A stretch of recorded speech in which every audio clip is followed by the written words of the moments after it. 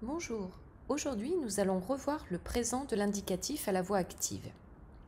Le présent est utilisé pour exprimer un état ou une action, soit au moment où l'on parle, c'est ce qu'on appelle le présent d'énonciation, soit un présent de vérité générale, c'est-à-dire un présent qui est toujours vrai, ou bien un présent de narration, c'est-à-dire dans un récit au passé, tout d'un coup, pour rendre l'action plus vivante, on la met au présent. On peut trouver aussi un présent habituel ou un présent de répétition. Et enfin, on utilise le présent pour les descriptions. Pour les verbes du premier groupe, les verbes en ER, on ajoute toujours les mêmes terminaisons que voici. Sachez que 6 verbes du troisième groupe se conjuguent de la même façon. Assaillir, cueillir, offrir, ouvrir et couvrir, souffrir et tressaillir. Mais attention, le radical subit parfois des transformations. Ainsi, les verbes en CER prennent une cédille devant ONS. Les verbes en GER conservent le E devant ONS. Les verbes en G conservent le U devant ONS. Et les verbes comme lever ou céder prennent un E accent grave devant E, ES et ENT. Certains verbes en ELE ou ET changent le E en E accent grave sans doubler la consonne devant E, ES et ENT. D'autres doublent la consonne. Les verbes en YE, le Y devient I devant un E muet. Et seuls les verbes en EYE peuvent conserver le Y partout.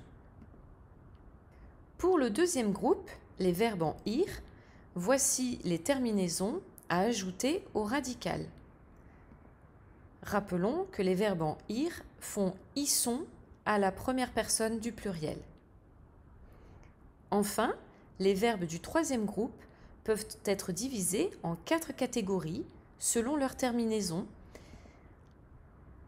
Alors, il y a les verbes en IR du troisième groupe, en ur, en war, en wareux, en indre, en soudre et en treux. La deuxième catégorie concerne tous les verbes en treux.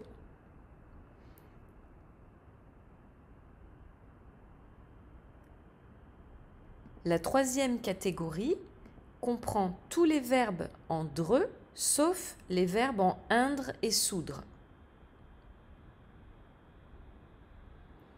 Et enfin, la dernière catégorie comprend seulement 3 verbes, mais très fréquents. Le verbe pouvoir, vouloir et valoir.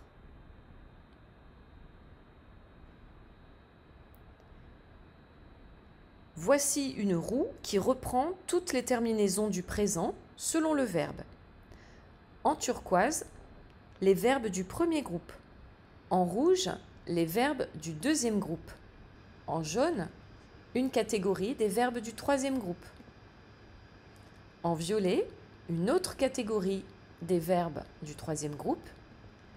Et en vert, encore une autre catégorie des verbes du troisième groupe. Enfin, n'oublions pas la conjugaison du verbe être et du verbe avoir, qui sont des verbes irréguliers. Il faut bien les connaître parce qu'on les utilise aussi au présent comme auxiliaire dans la formation du passé composé. Voilà, cette petite capsule vidéo est terminée. J'espère qu'elle vous aura bien aidé.